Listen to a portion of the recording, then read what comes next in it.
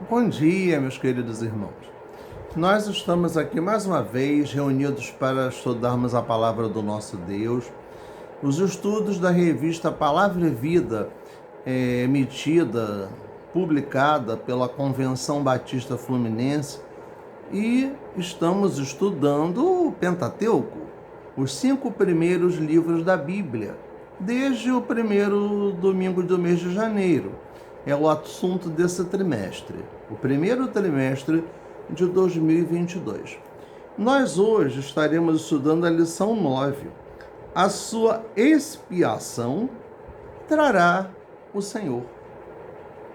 Então aqui nós estaremos falando nesta aula sobre culto, sobre adoração a Deus.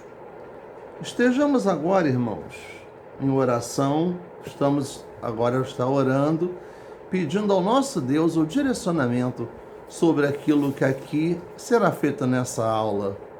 Oremos então. Senhor nosso Deus, muito obrigado, Pai, por estarmos reunidos, Senhor, para estudar a Tua palavra, para poder aprender de Ti, ó Deus, para poder crescermos na Tua graça e no Teu conhecimento.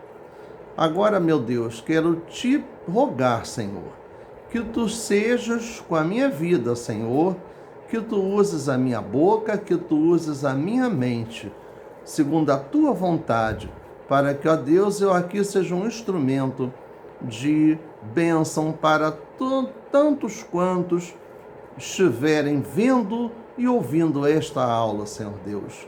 Toma-nos nas Tuas mãos, abençoa-nos grandemente, Senhor. Dá-nos a Tua direção, dá-nos sabedoria, meu Deus, em nome do Senhor Jesus. Amém. Bem, nós estamos aqui com a lição número 9, né? E faremos a nossa leitura bíblica lá em Levítico, capítulo 6. O livro de Levítico, né? O livro que fala sobre as leis de Israel, as leis que Deus colocou para o povo, para que eles estivessem vivendo segundo a vontade do próprio Deus, né?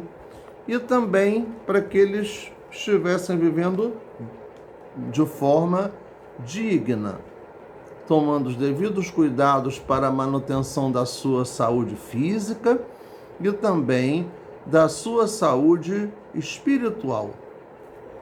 Tão importante quanto a saúde física é a saúde espiritual.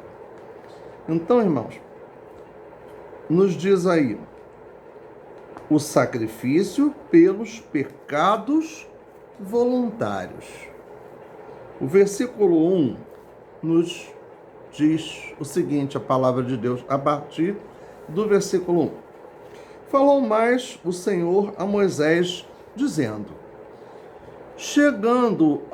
quando alguma pessoa pecar e transgredir contra o Senhor e negar ao seu próximo ao que se lhe deu em guarda, ou que depôs na sua mão, ou o roubo, ou o que retém violentamente ao seu próximo, ou que achou perdido e o negar com falso juramento, ou fizer alguma outra coisa de todas em que o homem costuma pecar, será, pois, que, porquanto pecou e ficou culpado, restituirá o roubo que roubou, ou o retido que retém violentamente, ou o depósito que lhe foi dado em guarda, ou o perdido que achou, ou tudo aquilo sobre que jurou falsamente, e o restituirá ao seu cabedal. E ainda sobre isso acrescentará o quinto, a aquele de quem o dará no dia de sua expiação. E a sua expiação trará ao Senhor um carneiro sem mancha do rebanho, conforme a tua estimação, para a expiação da culpa, trará ao sacerdote. e o sacerdote fará expiação por ela diante do Senhor, e será perdoada de todas as coisas que fez, sendo culpada nelas. Essa é a primeira parte do capítulo 6 de Levítico, que fala sobre a expiação. A expiação era um sacrifício que se fazia de algum animal que era morto e o seu sangue era derramado, e aqueles animais eram queimados para perdão dos pecados do povo, porque era uma forma de obter o perdão pelos pecados cometidos. Prosseguindo aí no versículo 8, a lei do holocausto. Falou mais o Senhor a Moisés, dizendo: dá ordem a Arão e a seus filhos, dizendo: esta é a lei do holocausto. O holocausto será queimado sobre o altar toda a noite até pela manhã, e o fogo do altar arderá nele. E o sacerdote vestirá a sua veste de linho, e vestirá as calças de linho sobre a sua carne, e levantará a cinza, quando o fogo houver consumido o holocausto sobre o altar, e a porá junto ao altar. Depois despirá as suas vestes, e vestirá outras vestes, e levará a cinza fora do arraial para um lugar limpo. O fogo, pois, sobre o altar arderá nele, não se apagará, mas o sacerdote acenderá lenha nele cada manhã, e sobre ele porá em ordem o holocausto, e sobre ele queimará a gordura das ofertas pacíficas. O fogo arderá continuamente sobre o altar, não se apagará. Bem, aqui nós vemos o seguinte: o povo, como sempre, tinha erros, tinha pecados, e eles tinham que ter uma forma de pagar os seus pecados, de confessar os seus pecados, arrepender-se e ter o perdão. Então, nessa situação, fez a lei do holocausto. No local de adoração, se fazia esses sacrifícios, cabendo ao sacerdote fazer esses sacrifícios desses animais que eram levados em ofertas para expiação, para pagar o pecado do povo. Então, se nós vivêssemos num contexto de culto, onde no lugar do ministério de louvor, dos corais da pregação da palavra, houvesse altares para o sacrifício de animais, pias especiais para a cerimônia, incensários, e no ponto alto do culto um grande sacrifício em que um sacerdote degolaria um animal e o queimaria totalmente em um altar. Parece difícil conceber uma cena como essa, mas isso existia lá no Antigo Testamento. Eram trazidos 2 bodes. O primeiro bode era degolado para que o seu sangue estivesse simbolizando o perdão dos pecados cometidos pelo povo. E o segundo era levado ao deserto a fim de levar os pecados de todo o povo. O culto do Senhor, ao Senhor, já foi prestado desta forma.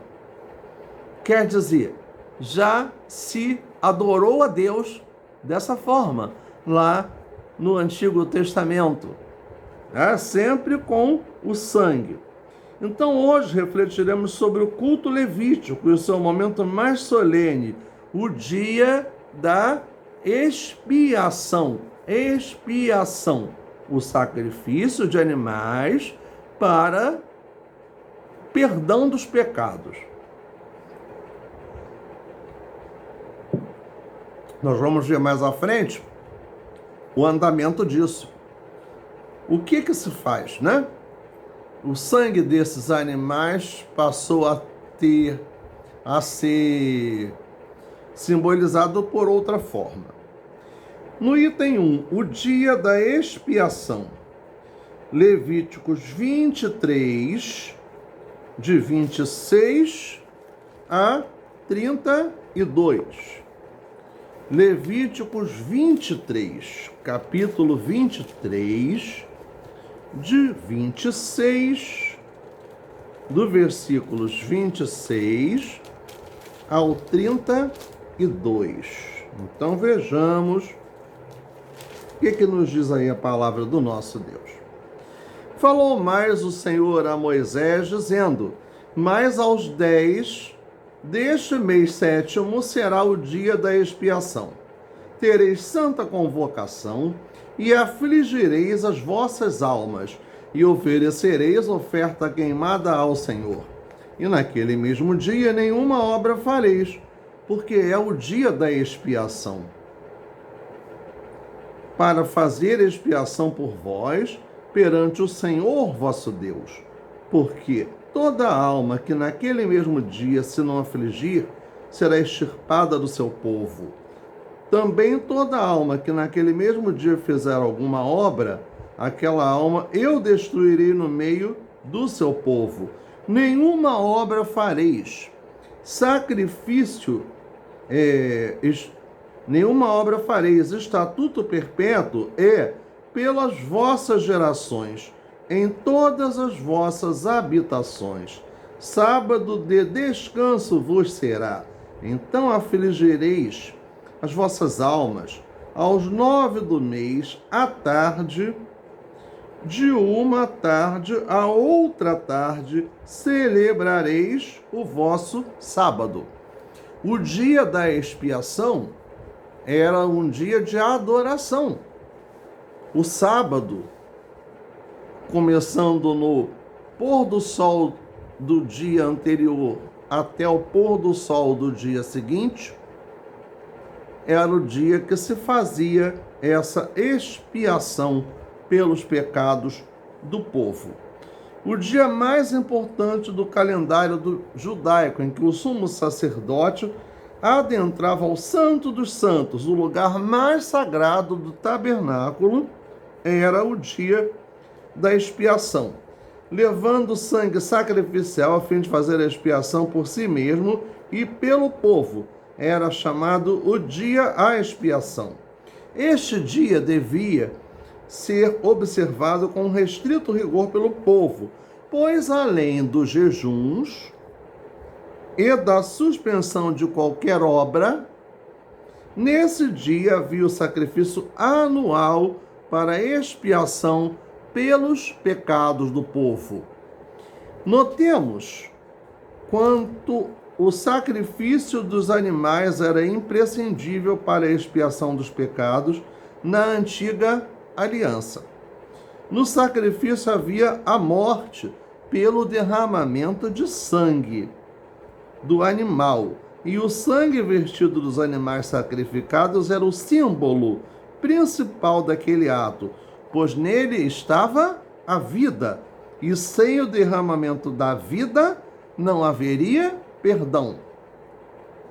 Assim, o sumo sacerdote, mediador da aliança entre Deus e seu povo, derramava o sangue de um animal sem defeito, como oferta pelo perdão do Senhor, e para que a sua ira não consumisse o povo, não o destruísse, assim como haveria de fazer a todas as nações pagãs da terra prometida.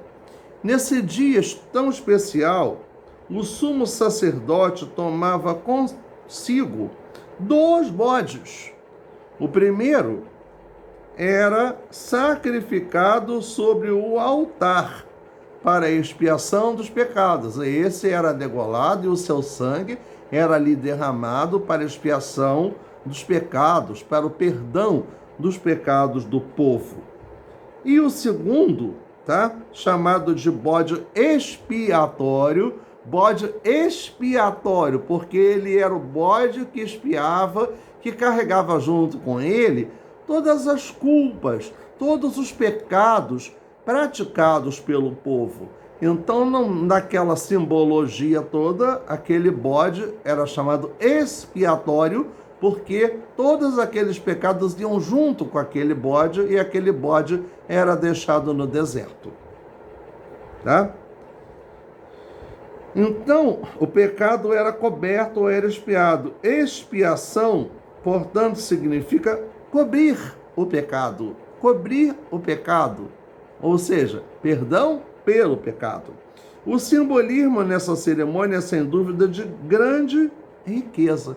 O primeiro bode representava a oferta da vida, entregue ao Senhor através do sacrifício. O segundo bode representava o levar dos pecados para fora do arraial dos israelitas, em direção ao deserto, trazendo de volta a santidade do povo. É interessante observar que, segundo estudiosos, o deserto naquele tempo representava a morada dos demônios. Assim, o bode portador dos pecados do povo tinha de ir em direção ao deserto, porque lá seria o lugar apropriado para os pecados estarem.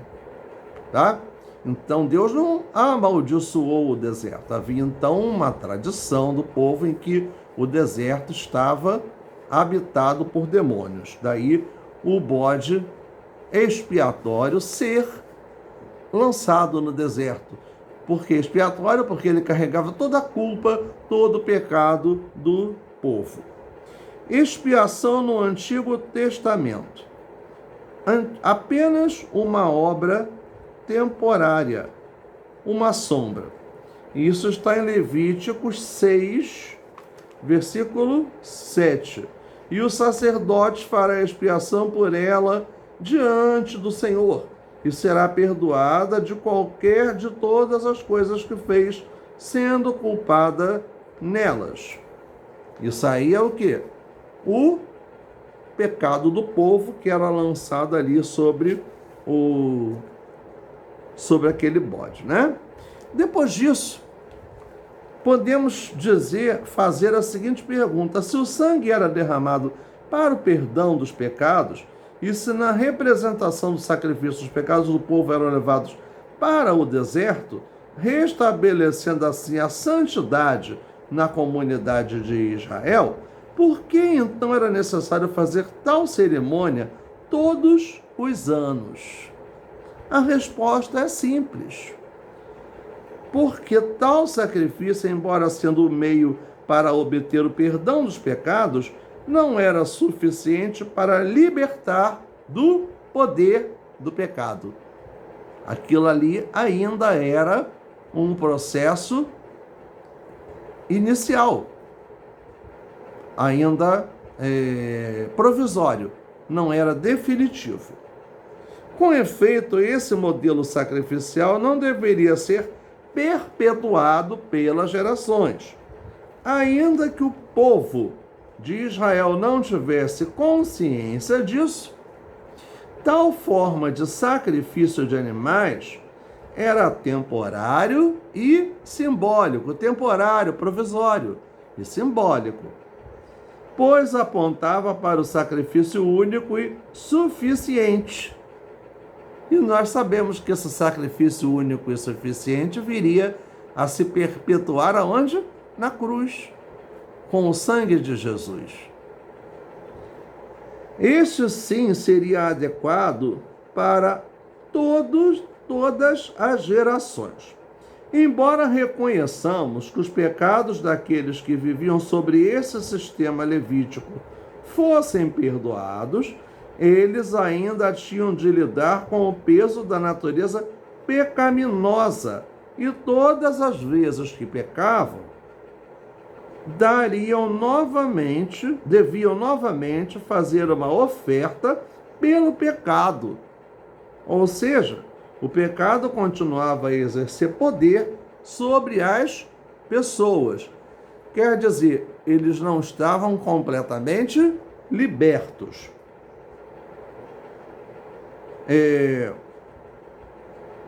Vemos aí, o ato de terem de repetir revelava a insuficiência desse sacrifício, tornando-o apenas uma sombra. Em conformidade com isto, o autor de Hebreus sustenta que o antigo sistema sacrificial de Israel, como exposto no livro de Levítico, era inadequado. Então, o que nos diz Hebreus 10:4? Porque é impossível que o sangue dos touros e dos bodes tire os pecados. Assim, dada a impossibilidade de uma expiação eficaz, o sacrifício levítico era apenas uma sombra de algo que estava por vir, né? Era um ritual provisório.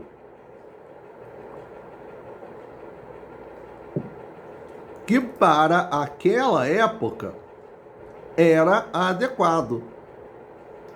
Para hoje em dia, não é mais.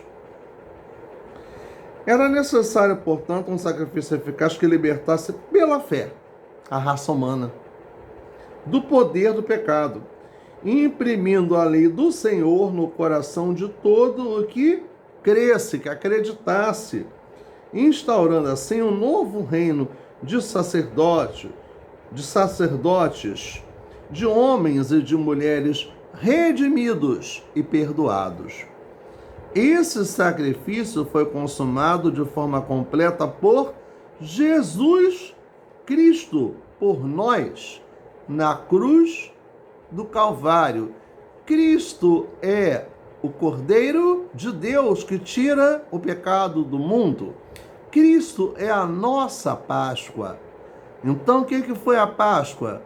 A libertação de lá do povo de Israel da escravidão no Egito, né? Aquele sangue do Cordeiro representava o que viria muito tempo mais para frente como o sangue de Jesus. Assim como os sacrifícios que eram feitos dos animais no Antigo Testamento, também era uma prévia do que viria a ser, de forma definitiva, o sangue de Jesus. Então, sacrifícios de adoração, sacrifícios de louvor, como nos diz lá no cântico: vem o Senhor minha vida oferecer, como oferta de amor e sacrifício, quero minha vida aqui entregar, como oferta viva em teu altar, como vem dizendo, pois pra te adorar foi que eu nasci, cumpre em mim o teu querer, faço o que está em teu coração, e que a cada dia eu venha mais e mais estar ao teu lado, estar ao teu lado, estar ao teu lado, Senhor. Oferta de amor, oferta de sacrifício. A oferta principal que Deus quer somos nós, a nossa vida, né? Os nossos dízimos, as nossas ofertas, os nossos dons, os nossos talentos, tudo sendo entregue ao Senhor para a honra e para a glória do nome de Jesus, para o crescimento do reino de Deus. Então nós precisamos estar sacrificando a nós mesmos, né? Para Deus, para louvor a Deus.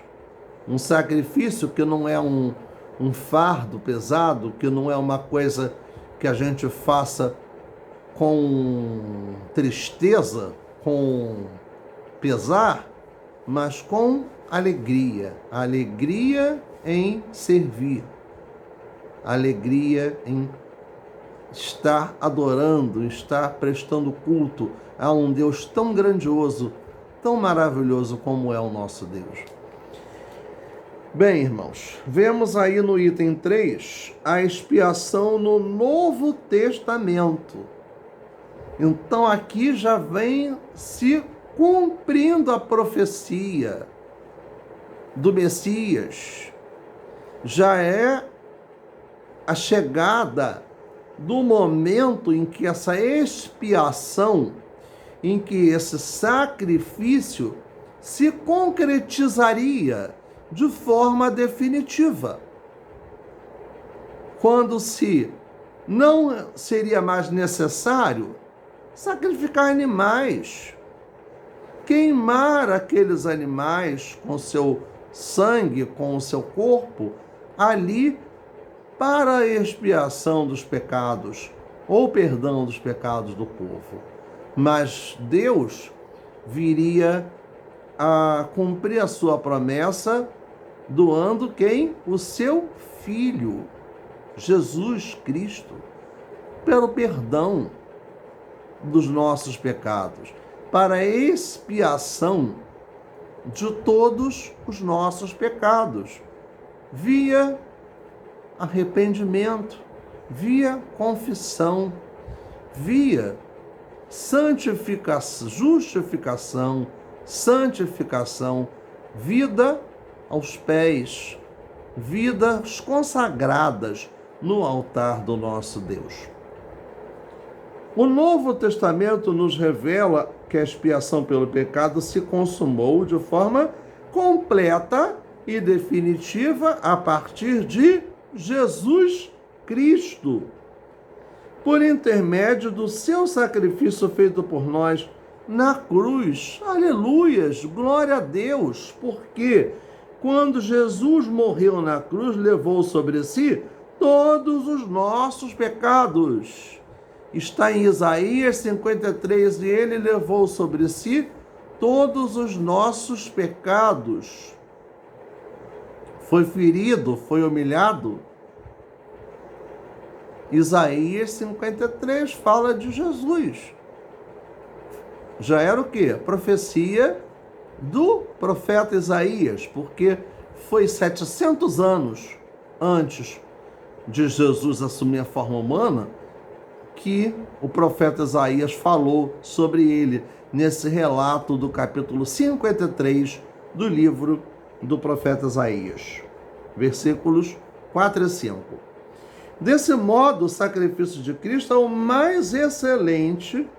mais excelente do que o sacrifício levítico. O que era o sacrifício levítico? O sacrifício lá do Antigo Testamento, que era o adequado para aquela época. Após a morte e a ressurreição de Jesus, isso aí foi abolido. Isso passou a não ser mais necessário ser feito. Caiu em desuso, porque cumpriu-se o tempo em que aquilo tinha a sua validade, o seu uso, a sua necessidade. Se tornou desnecessário fazer esse tipo de sacrifício. Esse sacrifício tinha o valor de perdoar pecados no passado.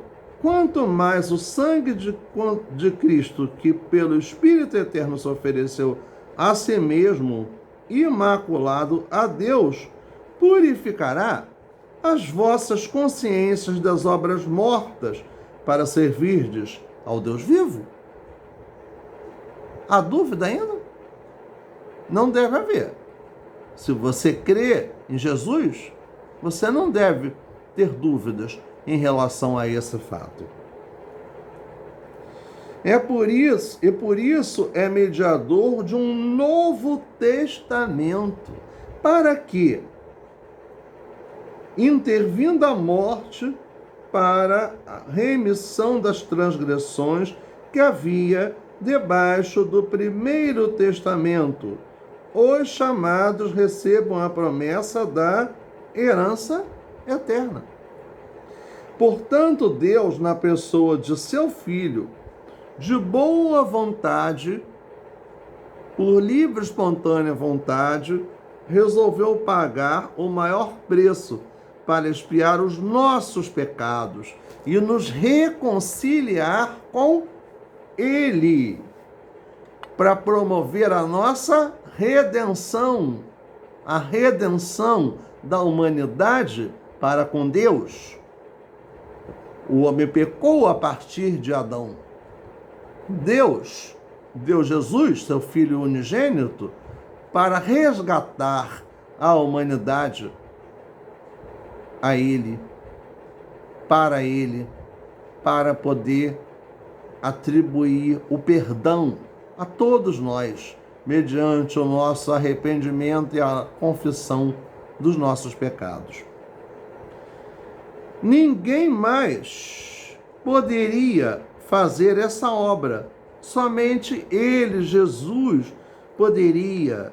Ele não apenas providenciou o perdão para cada pecado cometido, mas também o perdão de todos os pecados e de uma vez por todas. Hebreus 10, versículo 10. Por essa razão, Cristo, por sua morte na cruz e também por meio da sua ressurreição, expiou nosso pecado, pagando a dívida e substituindo a nossa natureza pecaminosa por sua natureza justa, reconciliando-nos com Deus. Segundo aos Coríntios 5,17 nos diz: porque se alguém está em Cristo, nova criatura é. As coisas velhas já passaram, e eis que tudo se fez novo. Tudo se renovou para glória de Deus. Tudo se renovou porque nós fomos lavados, remidos no sangue de Jesus. Porque ao nos arrependermos e ao confessarmos os nossos pecados, Deus nos justificou e nos perdoou. Que grande obra que Deus fez na minha vida e de tantos amigos, tantos parentes, quantos irmãos em Cristo, e que pode fazer na sua vida também. Basta que você tenha Jesus como Senhor e como seu Salvador e como Senhor. Para pensar e agir, a expiação, o perdão pelos pecados, nos ensina através da cerimônia o grande privilégio de entrar na presença do Senhor. No Antigo Testamento, quem poderia entrar? Somente os sacerdotes. Assim também devemos observar em nossos dias, de maneira que jamais venhamos tratá-la de maneira displicente ou irreverente. Quando Cristo morreu na cruz, levou sobre si todos os nossos pecados. O que temos feito por Ele, em virtude de demonstração de tão grande amor? Louvemos tão grande amor, sim, tão grande amor que Cristo assim nos manifesta. Que maravilha de amor que nos trouxe para Deus. São versos de um hino do cantor cristão. Que grande amor, excelso amor, que Cristo nos mostrou para nos tornar o Salvador. A vida nos legou, a vida. E que vida que Deus legou, que Jesus legou para nós? A vida eterna. Segundo o princípio da obra da expiação, o pecado cria uma dívida. Ou seja, toda vez que alguém comete um pecado, algo então é tomado ou exigido desse pecador. Hoje, esse princípio é observado na necessidade de confissão e arrependimento, que está lá em primeira carta ou epístola de João, capítulo 1, versículos 9 e 10, que nos diz: se confessarmos os nossos pecados, Ele é fiel e justo para perdoar os nossos pecados e nos purificar de toda a injustiça. A expiação era apenas uma sombra dos bens vindouros, uma sombra. Uma etapa inicial e, como eu já tinha dito anteriormente, provisória. Era um prenúncio da pessoa e da obra de Cristo. Porém, era um substituto insuficiente para a realidade do pecado. Somente Cristo completou a expiação total e definitiva. Embora temporária e insuficiente, toda obra da expiação, assim como da lei, tem importância pelo fato de que sem ela não saberíamos o que é o pecado, nem entenderíamos a nossa necessidade da graça e do perdão de Jesus. A lei prenuncia a salvação que Cristo veio operar dentro de nós. Jamais foi o objetivo final. Então a lei veio antes da graça. A lei, a expiação com os animais, a graça, a morte e a ressurreição de Cristo e o perdão definitivo dos nossos pecados. Nós vemos que expiação, perdão, sacrifício, oferta, culto ao Senhor são necessidades de adorarmos o nosso Deus. Por isso é que nós podemos dizer, como na letra do hino 1 do Inário para o Culto Cristão, que é o novenário, e que também está lá no hino 16 do cantor cristão: ó, vinde adorar, que nos diz o versículo: só tu és o Deus de todos os reinos da terra. Tu fizeste o céu e a terra. Isaías 37, versículo 16. Ó, vinde adorar o excelso e bom Deus, Senhor soberano da terra e dos céus, que reina supremo, envolto na luz, e que se revela em Cristo Jesus. Nos astros do céu, na terra e no mar, a glória divina podeis contemplar.